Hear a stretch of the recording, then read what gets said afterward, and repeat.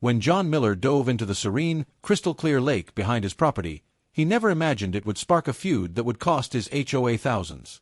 A single swim, meant to cool off on a sweltering summer day, triggered a $1,000 fine from his neighborhood's infamous HOA Karen, Susan Pritchard, who claimed the lake was community property. What followed wasn't just a battle over a fine, it was a masterclass in turning the tables, as John, a savvy lawyer, flipped the HOA's own rules against them, raising their fees by $5,000 and exposing a web of petty power plays. John had lived in Willow Creek Estates for 3 years, a quiet, upscale neighborhood nestled in suburban Georgia.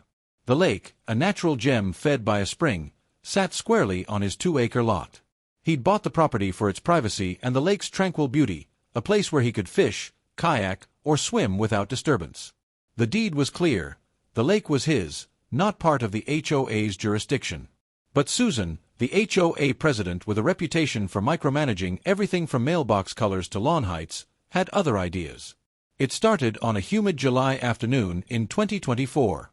John, a 38-year-old corporate attorney, came home early from work, the kind of day where the air felt like a wet blanket. He changed into swim trunks, grabbed a towel, and headed to the lake. The water was cool, the silence broken only by birdsong. He swam lazily, floating on his back, staring at the cloudless sky. It was the kind of moment that made the long hours at his firm worth it. Unbeknownst to him, Susan was watching. From her house across the street, binoculars in hand, she'd spotted John swim. Susan, a 52-year-old retiree with too much time and a knack for spotting violations, had been itching to assert her authority. She'd already sent John letters about his non-compliant fence height, it was half an inch too tall, and his unauthorized garden gnomes, they were tasteful, he argued. Now, she saw her chance. The lake, she decided, was a community asset, and swimming in it without HOA approval was a violation of the covenants. The next morning, John found a certified letter taped to his front door. The HOA had fined him $1,000 for unauthorized use of community water resources. The letter cited Article 7, Section 3 of the HOA bylaws, which vaguely referenced shared amenities. John read it twice, his coffee going cold. He laughed at first, thinking it was a joke. The lake was on his property. He'd had it surveyed when he bought the house. The HOA had no claim to it. But the letter's tone, condescending, almost gleeful, told him Susan wasn't kidding. John called the HOA office, expecting a quick resolution. Susan answered, her voice dripping with self-righteous authority. Mr. Miller, the lake is visible from the community, making it a shared aesthetic resource. You can't just use it however you please. John tried to explain the deed, the survey, the legal boundaries, but Susan cut him off. Take it up at the next board meeting. The fine stands until then.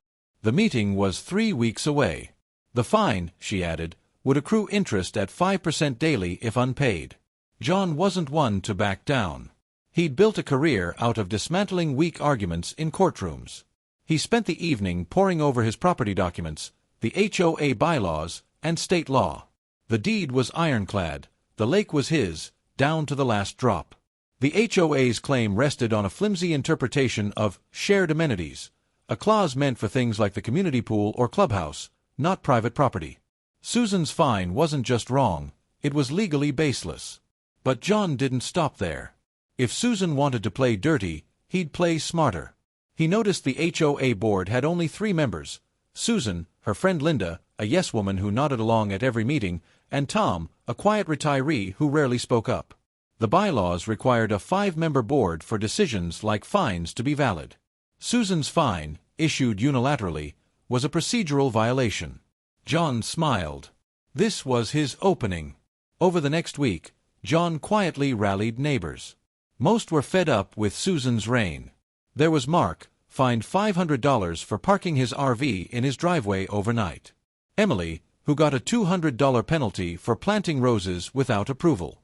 Even Tom, the board member, admitted privately that Susan bullied him into signing off on things. John proposed a plan: get elected to the board at the next meeting, fix the bylaws, and curb Susan's power. The neighbors agreed, but they wanted more than reform, they wanted payback. The board meeting was held in the community clubhouse, a beige room with flickering fluorescent lights. About 30 residents showed up, a record turnout. Susan presided, gavel in hand, her lips pursed like she'd sucked a lemon. John sat in the front row, a binder of documents on his lap. When the floor opened for comments, he stood, calm but commanding. "Ms. Pritchard, your $1,000 fine against me is invalid," he began. He laid out the facts. The lake was his, the bylaws didn't apply, and the board lacked a quorum to issue fines. He passed around copies of his deed and the survey. Murmurs rippled through the room. Susan's face reddened, but she doubled down. "This is about community standards, not your selfish use of our resources," she snapped. John didn't flinch. "Then let's talk standards. The bylaws require 5 board members for decisions like this. You have 3. Every fine you've issued is null and void." He turned to the crowd. "How many of you have paid fines you couldn't fight?" Hands shot up. Susan banged her gavel, but John kept going. "It's time for new leadership. I nominate myself, Mark, and Emily for the open board seats." The vote was a landslide. John, Mark, and Emily joined the board, outnumbering Susan and Linda. Tom, emboldened, sided with the new majority. Susan's reign was over. But John wasn't done. As the new board president, he proposed a special assessment to fund legal reviews of all HOA actions. The cost: $5,000 per household, to be paid by the next quarter. The justification: Susan's overreach had exposed the HOA to potential lawsuits, and they needed a reserve to cover legal fees. The room erupted. Susan shrieked about abuse of power, but John calmly cited the bylaws provision for special assessments. "You set the precedent for arbitrary fines, Susan. We're just following your lead." The vote passed 4-1, with Susan dissenting. The $5,000 fee applied to every household, including hers. John's fine, meanwhile, was voided, and his lake was off-limits to HOA rules forever. Word spread fast. Neighbors who'd suffered under Susan's thumb cheered John's move.